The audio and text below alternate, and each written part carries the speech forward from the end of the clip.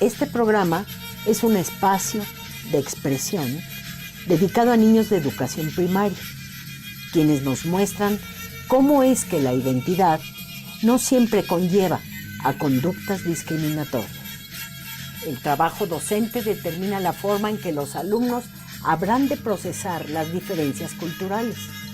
Sin embargo, en la mayoría de los casos, los infantes nos enseñan cómo el prejuicio adulto viene a ser la parte central de la discriminación.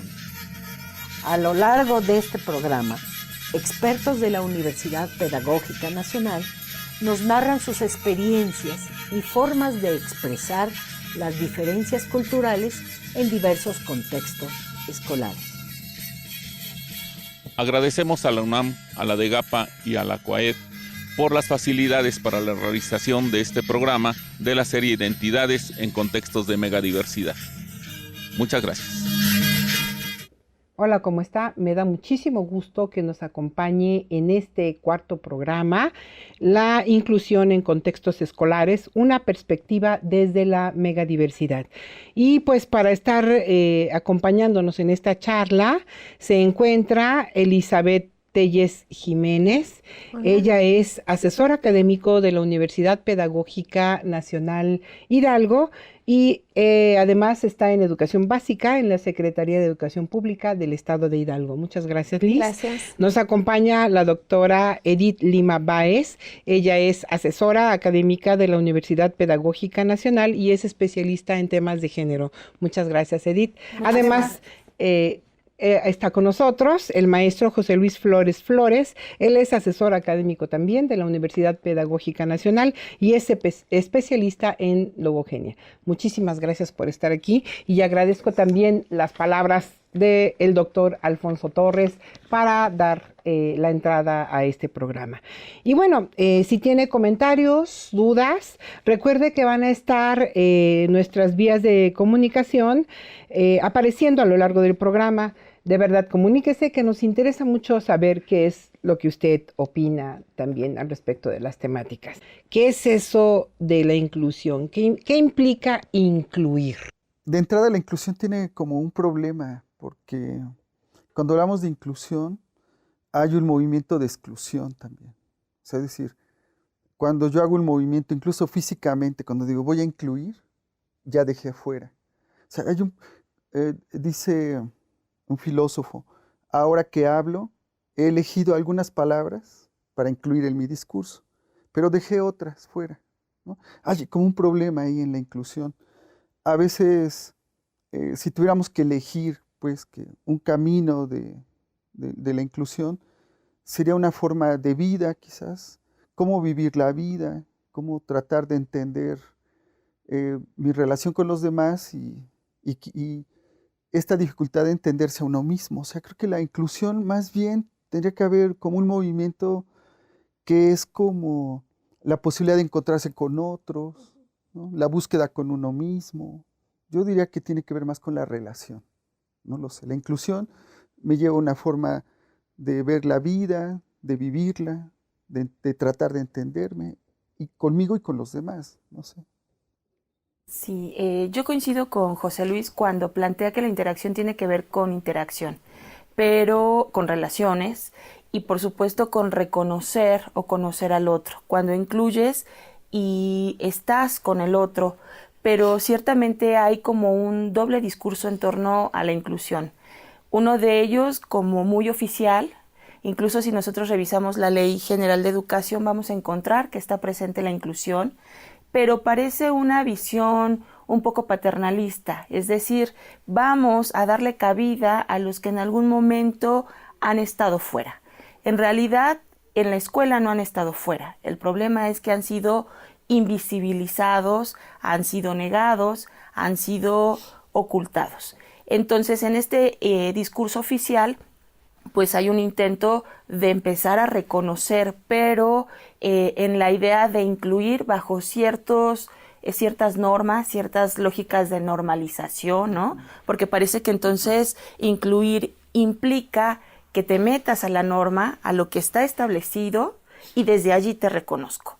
Mientras que la inclusión en lo cotidiano se da cuando te vinculas con el otro, cuando aprendes con el otro y el otro te enseña y al mismo tiempo aprende de ti, ¿no? Es efectivamente una relación con las personas que te rodean. Pero y entonces, ¿cómo es esta relación? Ya no le vamos a llamar entonces inclusión. Esta relación escolar, Liz. Bueno, mira, sí me gustaría primeramente acotar, para mí la inclusión la asocio con oportunidad y con creación de ambientes. En la inclusión hay como la posibilidad de ser mirado y que me miren, para mí. Entonces, en los contextos escolares hay una sutileza muy específica, dado que en el ambiente escolar nos obligamos a interactuar con el otro. Y en esa interacción, la necesidad de ser tomado en cuenta, de ser escuchado, de ser mirado, no siempre se da. Efectivamente, la escuela puede ser un espacio muy frustrante, muy excluyente, muy segregador. Y también, curiosamente, es un espacio donde los sujetos podemos vivir y hacer que los demás vivan y se sientan parte de. Entonces, en esa creación de oportunidades y de posibilidades, donde yo me pueda reconocer quién soy, cómo soy y ser aceptado por los demás. Es una relación que no es nada simple, tiene de por sí su complejidad, y tiene que ser pensada y analizada. Me parece que el espacio para que empiece a ser cuestionada es un paso importante para que podamos avanzar en prácticas cada vez más incluyentes. Pero, por ejemplo, en el caso de la Secretaría de Educación Pública, el discurso que maneja es precisamente el discurso de la inclusión. Entonces, si no se puede hablar de inclusión, ¿qué cosa se da en la escuela? ¿Qué es lo que sucede en la escuela? Bueno, decía Elizabeth, empieza con el encuentro. O sea, alguien te mira, tú miras a otro, y entonces ahí es el primer contacto con el rostro, ¿no? Y entonces, con la mirada hacemos muchas cosas. Desde te hago que no te miro, o te miro de soslayo, o es decir, te puedo negar con la mirada o te puedo atravesar con la mirada, como decimos aquí en México, ¿no? Miradas que matan, no sé, ¿no? Es decir, empieza desde ahí el encuentro, y decía Elizabeth, también es la posibilidad de comunicarse, ¿no? Entonces, si tenemos a un niño que no habla bien, que necesita más tiempo para pensar y para hablar, o que habla otra lengua, una lengua, ¿no?, originaria, o lengua de señas mexicana, o lengua de señas maya, no sé.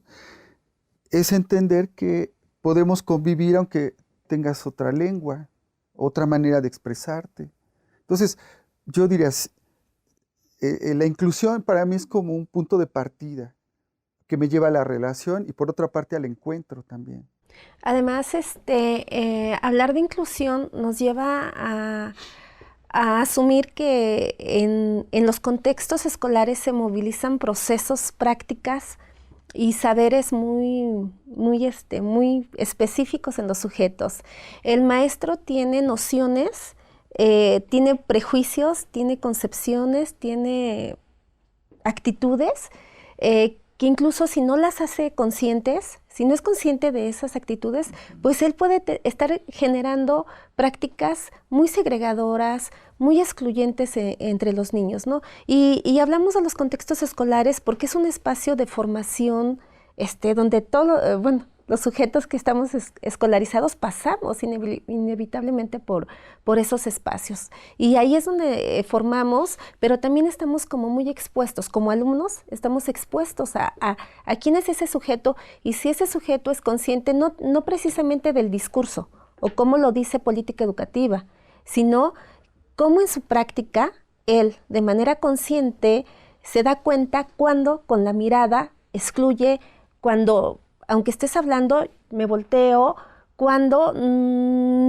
algo tienes pequeño que no me gusta estar contigo y entonces te voy orillando, pero el maestro no es consciente y eso es como muy, muy importante porque es parte de la convivencia y parte del aprender a convivir. ¿Qué hacemos con los niños? No sabemos, porque esto tiene innegablemente un efecto en los niños. Pero además como que está pensado el programa y el hacer en la escuela, está pensado en un modelo específico, y como si toda la sociedad tuviera ese modelo, ¿no? Sí. De ahí pensaríamos en esta situación de la inclusión. Bueno, pues vamos a ver ahorita un video. Los invito para que nos acompañen.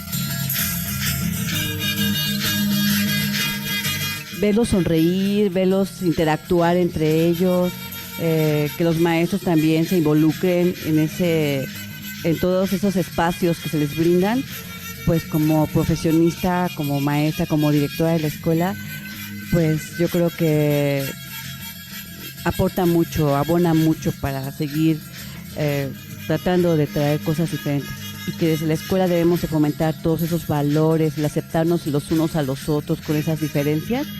Pues yo creo que a través de todas esas actividades nos ayudan para que sientan esa seguridad, esa aceptación, el valorarnos como personas, como seres humanos, como profesionistas, como integrantes de una sociedad. Hay niños que vienen con esas necesidades especiales, con hogares que son disfuncionales. Entonces, como que ese apoyo tanto a padres, a niños que viven esas situaciones, ¿sí? Ya sea a través de pláticas, como que un poquito más de apoyo educativo a esas escuelas. No es una escuela de tiempo completo. Se está pagando a los maestros que vengan a dar esas actividades curriculares. Pero pues que nos mandaran ese personal, que a lo mejor de CEP nos mandaran maestros de artísticas, maestros de otro tipo de preparación, para fortalecer el trabajo en las escuelas. Aquí, por ejemplo, los niños al compartir con otros niños, incluso diferentes o especiales, pues hace que haya ese respeto, ese valor por la vida, ese valor por los semejantes. Pues debemos de tratar de rescatar lo más que se pueda en los niños, porque están en nuestras manos. Es la hora de moldearlos, de darles a conocer que existe algo bueno en la vida y que lo practiquen desde la escuela, en sus grupos, en el ambiente escolar, para que lo proyecten fuera, porque los niños también educan a sus padres. Yo les digo que pues, los felicito y cada vez los admiro, porque la labor que realizan en la escuela, a pesar de que vienen con la actitud, con la emoción, con el gusto, pues siempre nos encontramos con situaciones diferentes y con niños diferentes, pero seguirlos invitando a que sigan trabajando, que se sigan esforzando como cada día, y que así vamos a lograr que nuestra escuela pues salga adelante, porque es un trabajo colaborativo de padres, maestros, alumnos, directivos. Entonces, pues que sigamos, y yo confío en que así va a ser. Pues bueno, lo que acabamos de escuchar con la profesora de la escuela, de una de las escuelas primarias en la ciudad de Pachuca, pues nos implica esta situación de la inclusión, ¿no? Yo les pregunto, ¿existe la posibilidad de generar ambientes inclusivos en una escuela? Sin duda, hay la posibilidad de que se generen esos espacios. El asunto es que no se pueden crear por decreto, es decir, no se trata de que la Secretaría de Educación Pública, una supervisión te diga hay que ser inclusivos. La inclusión se construye en el día a día. Pensemos, por ejemplo, en quiénes son los estudiantes de un grupo, no solamente de educación primaria, por ejemplo, sino también en las universidades. Y vamos a encontrar diferencias que transitan por el género, por el origen social, por la orientación sexual, por las cuestiones de personas con discapacidad, etcétera, ¿no? Hasta cuestiones raciales que son visibles, pero de las que nadie habla, o hay diferencias que se pueden identificar, pero hay otras que no, porque no vamos, por ejemplo, por el mundo diciendo, hey, soy heterosexual o soy lesbiana, ¿me explicó? En ese sentido, eso se tiene que construir, y cuando en un espacio educativo encontramos la diferencia, es la relación cotidiana la que te permite entender al otro, reconocerte diferente, pero al mismo tiempo empezar a construir ambientes de aprendizaje. De allí que los docentes, los directivos, tienen que tener, bien lo decía Elizabeth, hay que reconocer los niveles de prejuicios, los marcos interpretativos desde donde vemos, por ejemplo, a los niños, cómo pienso o qué hago yo frente a un niño con un problema de lenguaje, o qué hago ante un niño sobredotado, por ejemplo, ¿no? O que viene de una casa hogar, ¿qué hago? ¿No? Y entonces no es esta idea paternalista de le voy a generar un espacio propio para él, sino como los niños, creo que los niños son los mejores maestros, porque ellos son los que, ok, ven, te invito, vamos, construyamos, ¿no? Mientras que los maestros de repente por nuestras propias visiones del mundo nos mantenemos. Entonces hay que generar un proceso de concientización, de reflexión constante como docente para entonces reconocer cómo puedo generar un ambiente de aprendizaje favorable para todos, ¿no? Claro, y en esta situación aparece lo megadiverso, no se considera lo megadiverso, ¿no? Que en programas anteriores se ha hablado de que el término viene desde las ciencias naturales, pero ¿cómo se relacionaría con las ciencias sociales, Liz, en este caso en particular con la escuela? Sí, bueno, la escuela es por excelencia un espacio social y cultural, ¿sí? Y se crea en las interacciones de los sujetos, ¿sí? En la escuela eminentemente es un espacio que tiende tradicionalmente a la homogeneización, ¿sí? El maestro, sus prácticas son generalmente homogéneas. Es difícil encontrar, aunque no imposible, maestros que tengan la sensibilidad para trabajar y para interactuar, para convivir con las particularidades de los sujetos. En la medida que los sujetos, y no solamente docentes, sino todo el entorno que participa en una escuela, porque una escuela la construye desde el director, el padre de familia, los niños, el personal administrativo, etcétera, estemos creando una conciencia con significados que nos permitan mirar la diferencia, aprender a convivir con los demás, aprender a aceptar esas particularidades. La escuela estará creando oportunidades para que todos tengamos un lugar, para que todos, no solamente algunos. El sistema se acomoda para algunos, pero en este caso estaríamos avanzando a una posibilidad de crear una posibilidad de que todos aprendamos y que encontremos un lugar a partir de esa escuela. En este sentido, es la escuela fundamental para crear prácticas de interacción, no solamente al interior de la escuela, sino más allá de la escuela.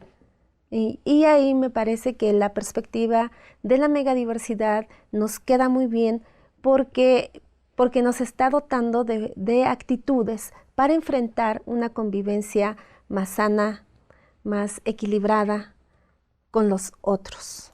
José Luis, y muy brevemente que me dijeras, entonces, ¿qué? ¿Qué podemos decir? ¿Hay posibilidades o no de hacer ambientes inclusivos en la escuela? Sí, seguro que sí.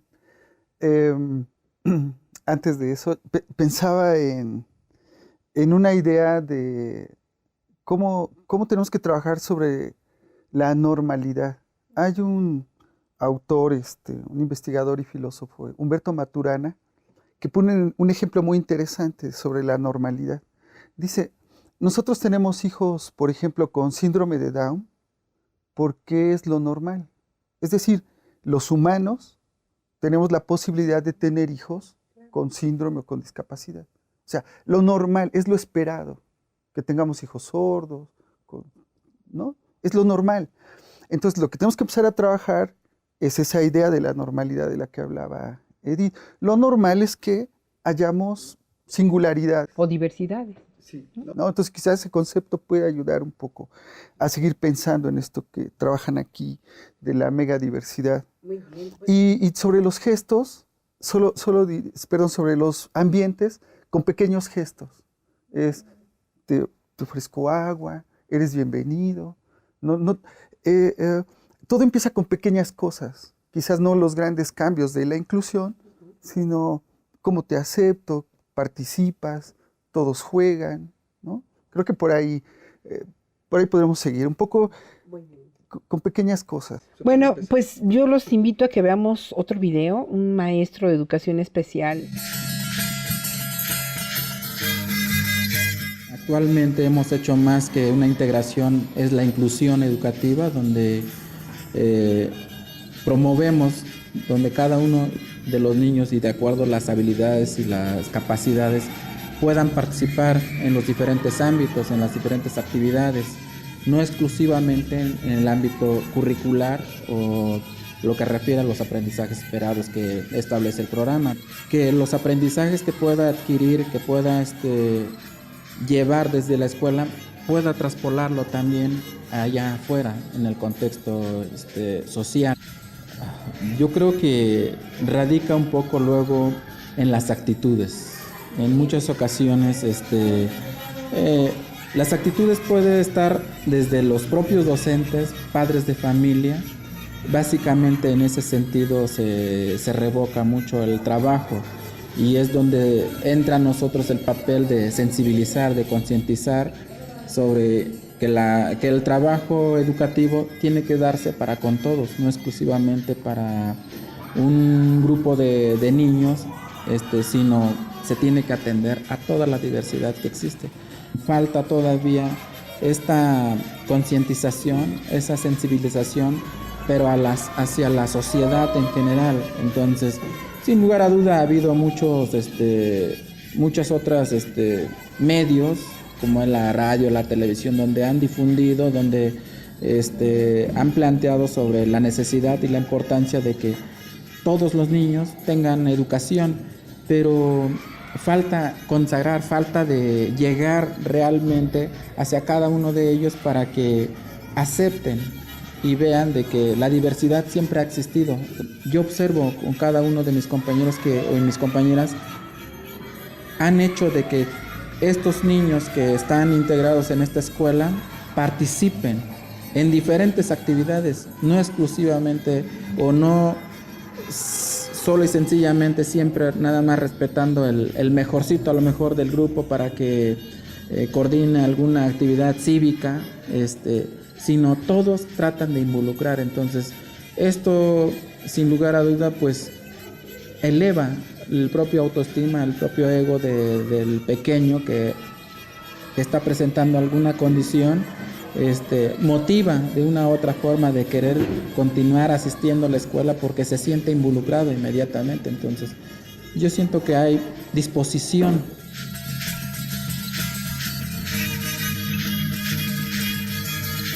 Ante lo que él comenta, vamos con sus experiencias. O sea, desde sus experiencias, ¿cómo le han hecho para lograr la inclusión desde esos espacios de trabajo? Trabajamos en la relación con familias homoparentales, es decir, familias de 2 mujeres lesbianas con hijos o de 2 varones con hijos. La relación con la escuela es interesante porque hay un planteamiento desde la escuela de mirar a la familia como eso, como la familia con mayúsculas, la familia nuclear, una familia de papá, mamá e hijos donde todo es armonía, y nos encontramos, por ejemplo, que hay diferentes construcciones familiares, entre ellas, por ejemplo, las monoparentales, ¿qué es monoparental? Las familias que están constituidas por una mamá y los hijos, o un papá y los hijos, ¿no? O las familias compuestas, donde están tus hijos, los míos, ¿no? E incluso los nuestros. Pero también están las familias homoparentales que han sido, pues, invisibilizadas porque pues bajo las miradas religiosas, esa está fuera de una ley incluso no solo social, sino divina. Entonces, ¿qué hacen estas familias con la escuela? Depende mucho también de la clase social. Algunas de ellas se presentan directamente en la escuela y dicen, somos una familia con estas características. Y lo que hacen es empoderar a los niños, hablarles constantemente a sus hijos de que son una familia diferente, igualmente valiosa, y los niños tienen elementos para contactar con los compañeros de grupo y decirles, así es mi familia. Y los niños inicialmente se sorprenden, más bien se admiran, nunca en la lógica del prejuicio, y entonces empiezan a comentar. El problema es cuando encontramos contenidos escolares que no están relacionados con lo que la realidad establece. Por ejemplo, un árbol genealógico que pide papá y mamá, ¿no? O que en las fotografías que tú puedes ver en los libros de texto hay una visión de familia, incluso en términos de contenido, en segundo y tercero de primaria manejan la familia extensa, la familia de mis tíos, mis abuelitos, la familia nuclear, pero no se trabajan familias de otra índole. Y en ese sentido, pues obviamente no hay el reconocimiento. ¿Qué hacen los niños? Trabajan entre ellos, diciendo cómo es su familia, por ejemplo.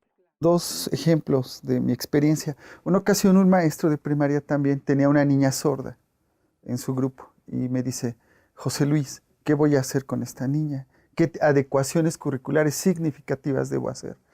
Y le digo, aprende la lengua de señas mexicana. O sea, de pronto no es una cuestión técnica o en el currículum, sino es una disposición, por ejemplo, para aprender otra lengua, ¿no?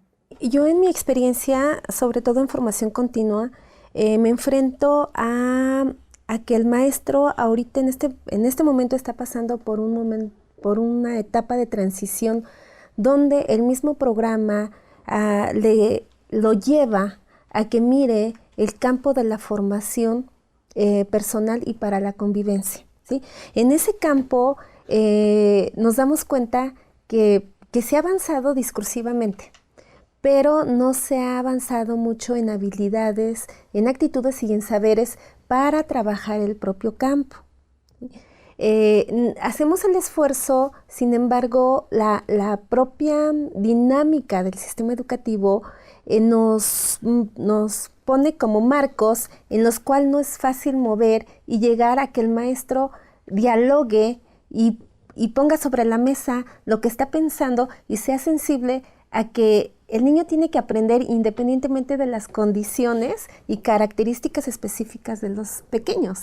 Muy bien. Pues vamos a la pausa y enseguida regresamos para, ¿verdad que está interesante? Bueno, pues adelante.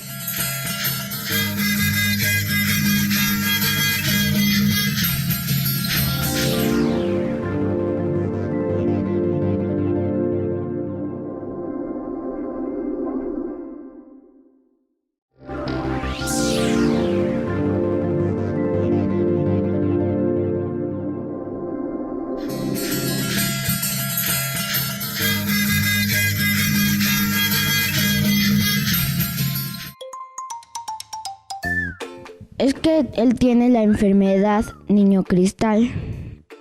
Tengo muchos amigos, me ayudaron cuando yo me lastimé mi mano. Ahorita yo tengo 2 clavos aquí, pero me pasa esto. Me cortan aquí para que me los puedan meter. Mamá, yo, papá, le ayudamos como para que aprenda a hablar. Todos le decimos cómo tiene que hablar y le enseñamos cómo. Gracias por ayudarme en todo lo que puedo hacer en la escuela.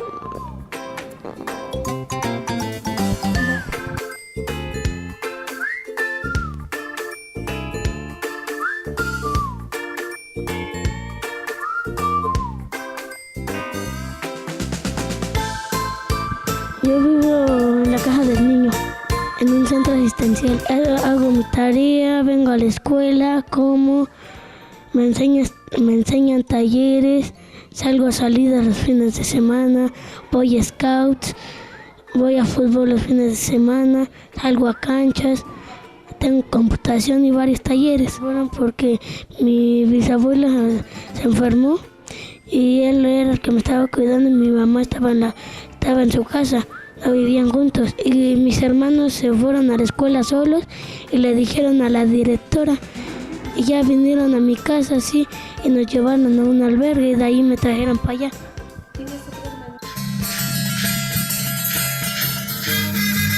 No, porque no somos iguales de la ropa, de la cara y de los zapatos. Porque algunos no traen lentes. Porque nosotros somos masculinos y ellos son femeninos. Bueno, yo soy muy diferente en estar hablando. Todos tenemos distintos nombres. Todos somos distintos, que nadie puede ser igual. Nosotros tenemos el cabello. Los niños son tan latosos y las mujeres no. A mí sí de estatura, porque son más grandes o más pequeños. Mis amigos que son más grandes que yo usan lentes y eso no me importa. Que traen como juguetes más bonitos. Ángel, él tiene otras capacidades que nosotros. Ese niño como que no sabe hablar todavía, pero apenas como que está entendiendo qué es cada cosa. Omar, porque está discapacitado, que no tiene fuerza para caminar y tiene que gatear, y como se fracturó su brazo, pues ya solamente tiene una mano para escribir todo. Porque están discapacitados, pero tienen la misma capacidad de que nosotros. Y aún así, de que estén discapacitados, debemos de quererlos como amigos. Por decir, como Ángel, no sabe hablar, pero el profesor lo está ayudando. Sería Omar, de que también está discapacitado de su mano y de sus piernas. Le ayudo a que aprenda a leer, juego con él en el recreo.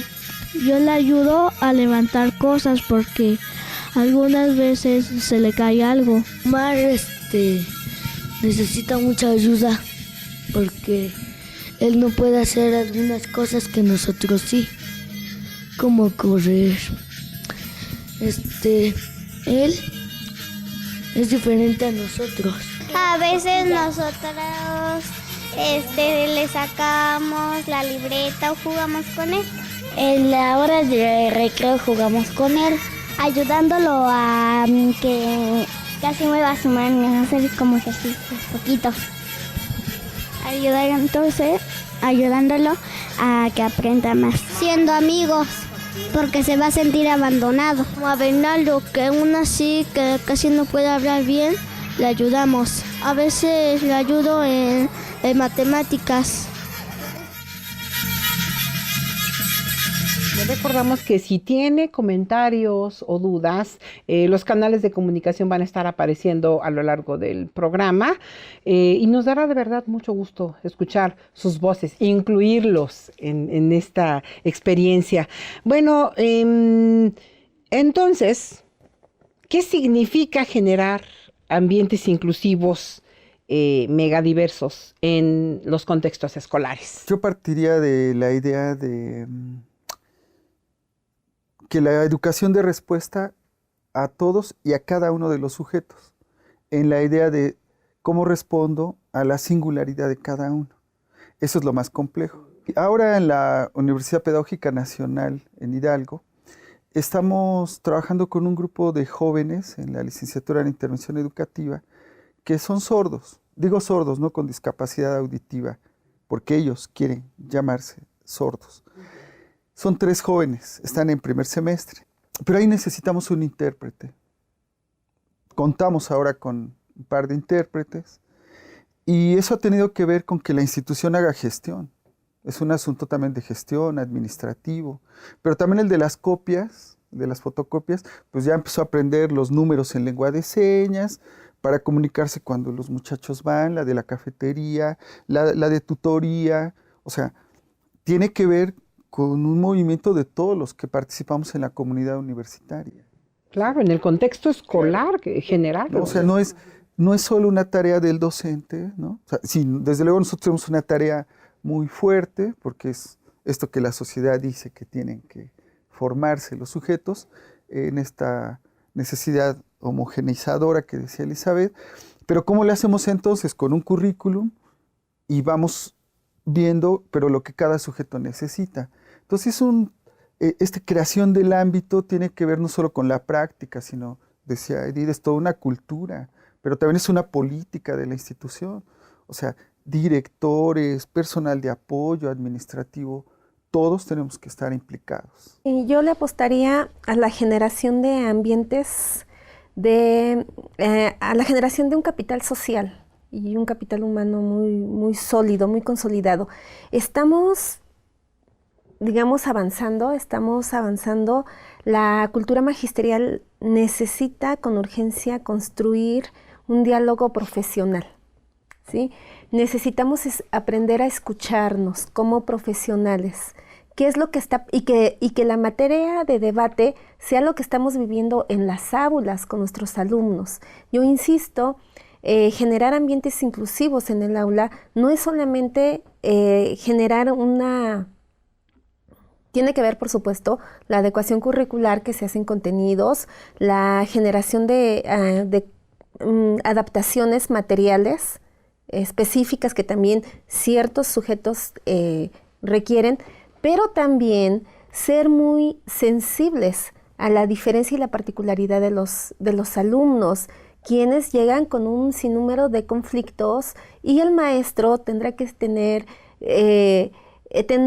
la habilidad para ayudar a ese niño a que aprenda. Yo coincido con José Luis, todos deben de encontrar un espacio de aprendizaje, y para que todos puedan aprender desde el punto en que están, necesitan un ambiente adecuado, de confianza, de aprecio, de respeto. ¿Quién lo va a generar? El maestro. Pero el maestro no puede solo, necesita toda esta cultura profesional, académica, que le vaya dando elementos, y en eso estamos. Edith. Sí, para crear ambientes de aprendizaje inclusivos bajo la idea de la megadiversidad, tendríamos que identificar que la educación es un asunto de todos. Y como asunto de todos implica asumir nuestra responsabilidad. Es decir, el maestro da la cara, pero también tenemos que reconocer que un ambiente de aprendizaje no se da solamente en el aula. Se da en relación con la comunidad, por ejemplo, en relación con los padres de familia, que son ese vínculo con la comunidad, con las autoridades educativas, con los directores, incluso con las universidades. Hemos olvidado el papel de la generación del conocimiento como un lugar para poder apoyar lo que sucede en la escuela. Entonces, los maestros tenemos que revisar nuestras prácticas, sí, pero tenemos que revisarlas todos. Bueno, pues vamos a escuchar, más bien vamos a ver un video. Sí, mi hijo van 2 escuelas en las que estaba, primaria, y los niños lo etiquetaron, pero es una cultura que viene desde casa. Los papás decían, no te juntes con Gadiel porque Gadiel es un niño que pega, ¿no? Que es tosco. Los papás de los niños eran personas que eran intolerantes, que no se detenían a ver qué problema había con el niño y que lejos de ayudarlo le hacían más daño. Pues sí, también mi hijo ha sufrido de eso, más que nada porque no habla. Y en la otra escuela a mí me tocó que una mamá sí se acercó y nos dijo, pues es que ¿para qué tienen a estos niños en esta escuela? Estos niños deberían de ir en otra escuela, en una escuela especial.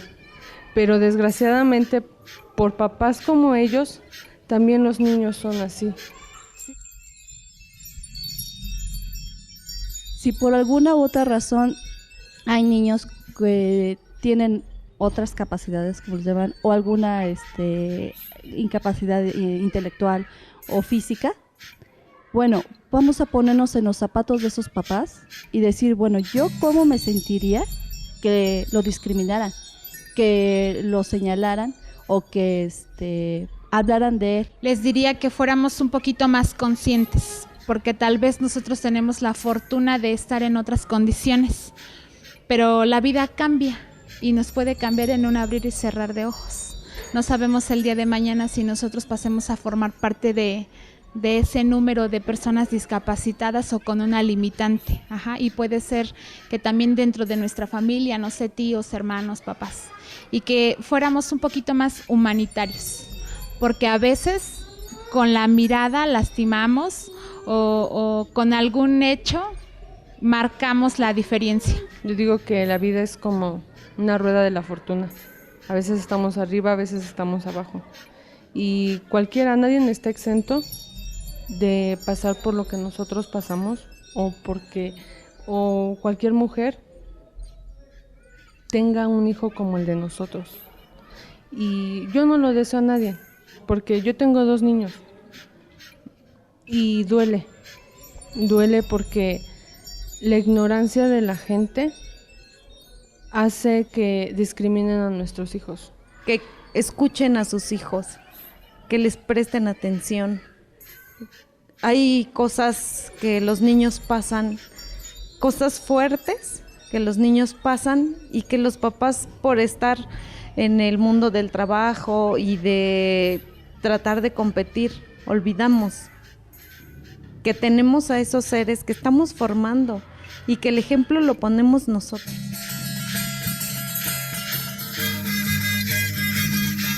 Bueno, pues escuchando a los padres de familia y a los niños, les preguntaría qué papel tienen los docentes en esta creación de ambientes escolares en la megadiversidad. Yo pienso que es, como decía Elizabeth, fundamental, sin quitar la necesidad de que todos los participantes estén involucrados, ¿no? Pero de verdad que si la tarea de enseñar, esa maravillosa tarea, tiene que ver con provocar el aprendizaje, entonces el docente tiene una tarea de responsabilidad muy fuerte. Yo diría que a veces es suficiente con que el profesor deje que los niños sean como son. O sea, es decir, no, dice un amigo Carlos Escliar, no interrumpir la infancia, por ejemplo, ¿no? O sea, dejar que los niños pregunten, investiguen, inventen cosas, dejar que su espíritu creativo salga, como puedan, como quieran.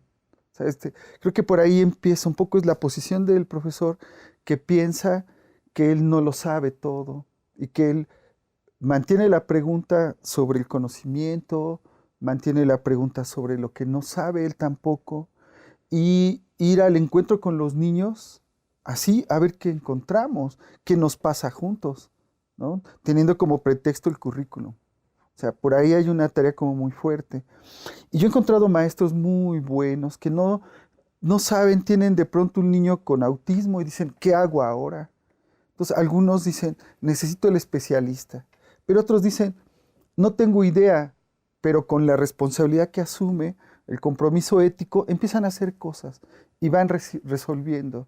Creo que ahí hay una parte muy importante de qué hacer, es queriendo hacer, responsabilizándose por la relación con el niño. Y es un buen principio para empezar. ¿Sí se da esta relación y este poder hacer, sí está coincidente con las exigencias de un programa curricular que hay que cubrir de aprendizajes para la SEP? Bueno, ahorita la política educativa coloca al niño en el centro, ¿sí? Y colocar al niño en el centro obliga de alguna manera al maestro a que no piense en el contenido como prioridad, sino en el aprendizaje del niño. Lamentablemente, nosotros los maestros vamos apresurados y dejamos de ver, dejamos de sentir y vamos agotando contenidos. O sea, llevamos una carrera loca de ir abarcando. Y esto lo que dice José Luis es la esencia de la relación educativa en el grupo, es construir un vínculo de amor, de afecto con el otro, con el otro que está aprendiendo. Y entonces es darnos la oportunidad de ser serenos, de mirar a los ojos, de escuchar al pequeño, de darle la palmadita, de abrazarlo, de preocuparme porque esta estancia, estas 5 horas que está aquí conmigo, se lleve algo, construya algo, conviva algo. Y es que el maestro entonces viene siendo la pieza fundamental que puede abrir todas las posibilidades para que ese niño sea incluido y construya aprendizajes, o clausurarla definitivamente, ¿no? Y entonces encontrar niños que terminan odiando la escuela y los contenidos. Y sin embargo creo que si bien el maestro tiene una responsabilidad importante, hay presiones, por ejemplo, de madres y padres de familia para terminar contenidos. Maestra, maestro, no se ha terminado, ya tendrán que ir en esta unidad y no lo han hecho. Es decir, parece que hay una carga de responsabilidad hacia el maestro, que efectivamente me parece que es pieza fundamental, pero quienes estamos coadyuvando al apoyo de la educación del maestro, el proceso de escolarización, tendríamos que también reconocer que hay ciertas prácticas escolares que te exigen terminar un plan y programa de estudios, ¿no? Es más, los maestros son evaluados con base en esos, con ciertos referentes relacionados con el contenido, y una presión impresionante de madres y padres para concluir, ¿no? En ese sentido, me parece que si queremos efectivamente que haya una inclusión real, tendríamos que reconocer que las escuelas y los espacios áulicos son espacios de creación, de creatividad, porque para que el maestro pueda decir, ¿qué hago con estos niños? Por ejemplo, ¿cómo trabajo con un niño autista? ¿Cómo trabajo con un niño que habla náhuatl? Si parece que escribe mal, cuando tal vez no es eso, ¿cómo le hago? Entonces, tiene que darse su tiempo, y tiene que darse un tiempo para pensar, pero no en la soledad de su casa, sino en el trabajo colegiado con sus compañeros, ¿no? En el trabajo de tú cómo le haces, yo cómo le hago, qué te ha parecido, cómo le hiciste el año anterior con este niño. Es decir, es un trabajo de diálogo. Y allí Freire tenía razón cuando decía, la educación es un acto político, porque es un acto de comunicación, de diálogo y de transformación. Es decir, tenemos, insisto, como que reconocernos para apoyar al maestro y no solamente dejarle la responsabilidad a él. Claro, pues bueno, vamos a escuchar precisamente ahorita al profesor Olivier.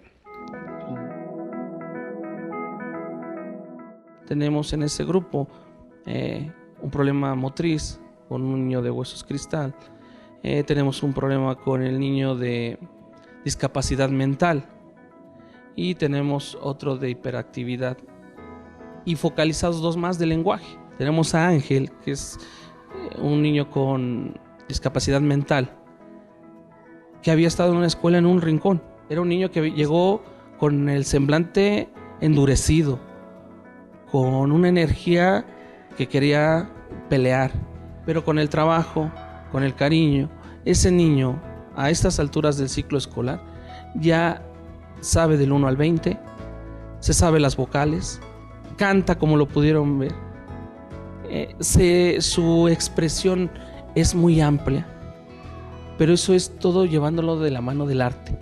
Yo digo, si queremos empezar a cambiar este mundo, lo tenemos que empezar a cambiar dándole arte.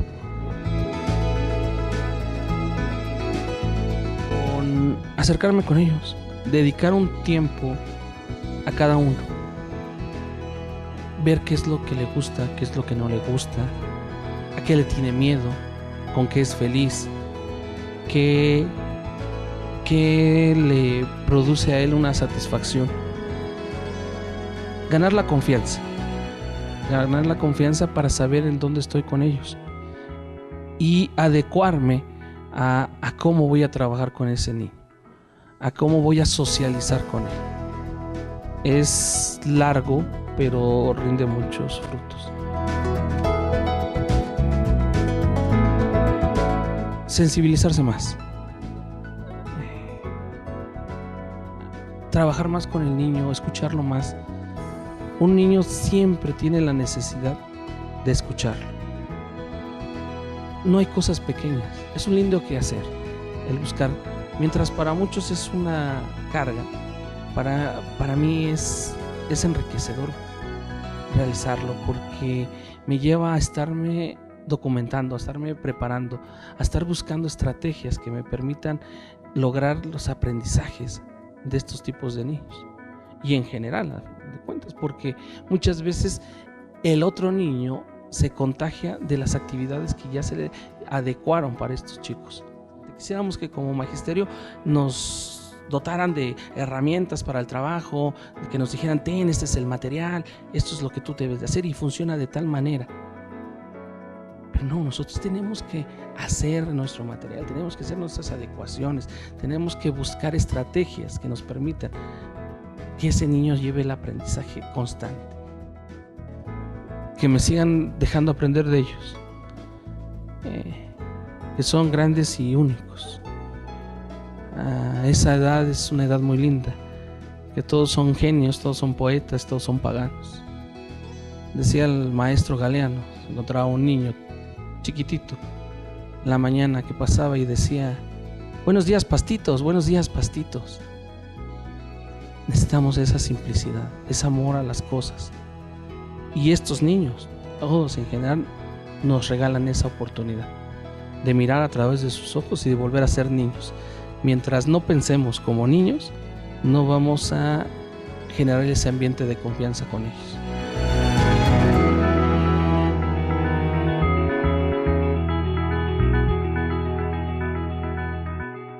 ¿Cuál es la importancia de fomentar actitudes incluyentes en maestros, en alumnos, en la sociedad, en las autoridades? Yo pienso que, como decía Edith, lo que necesitamos para que se lleven a cabo procesos incluyentes o inclusivos es tiempo. O sea, necesitamos tiempo para construir nuestra relación, para conocernos. Y lo que no tienen los maestros en las escuelas de educación básica y que cada vez va a la media superior y superior es tiempo. Estamos, porque yo también soy docente, estamos presionados por la evaluación. Educar ahora es sinónimo de evaluar. Todo el tiempo evaluamos a los niños, todo el tiempo evaluamos a los maestros. Y entonces, ¿a qué hora construimos la relación? Entonces necesitamos tiempo. Necesitamos que las autoridades también lo vean, los diseñadores del currículum. Tenemos que revisarlo y discutirlo porque de otra manera no es posible. Y pensaba también que necesitamos construir espacios de igualdad, donde la voz de todos valen. La voz de los niños, la voz de los adolescentes, de los jóvenes, de los maestros, de los padres de familia, todos su lenguaje tiene el mismo valor, decía Rancière, ¿no? Quizás la escuela es un espacio donde vamos a verificar la igualdad, es entender esto, ¿no? Y por último diría también que la educación tiene que ser del presente, porque siempre estamos diciendo, estos son los niños del futuro, entonces los educamos para que un día sean exitosos en una sociedad, para que ganen dinero, para que vivan de qué manera. Y quizás lo importante es ahora. El acto educativo es que ahora seamos felices, ahora, aquí. No es como siempre estamos como pensando en esa educación del será, ¿no? Del lo veré triunfar, lo veré ser rico, no sé. Tenemos como que discutir, sino cómo es nuestro vínculo con esta sociedad de reproducción, de tener, cómo rompemos como esta idea de hacia dónde queremos construir una sociedad nueva, diferente, donde cada uno sea. Decididamente tenemos que avanzar construyendo lazos sociales. El diálogo es ineludible.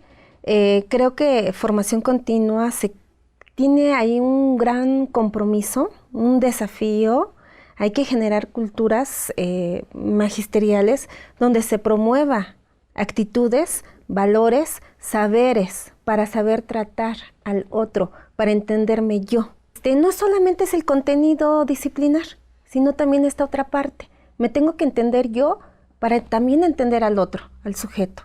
Y tengo que entender cómo puedo convivir mejor con el otro. Y en esa medida estoy garantizando que también mis alumnos tengan los elementos para aprender a aceptarse y a convivir con los otros. Entonces, vamos ampliando con actitudes inclusivas, con una conciencia de respeto al otro, ir construyendo una convivencia más sana, más productiva, pero la base está en la creación, me parece personalmente, de comunidades de diálogo entre los docentes. Algo que pues todavía estamos en ese desafío, estamos picando piedra, cuesta mucho trabajo.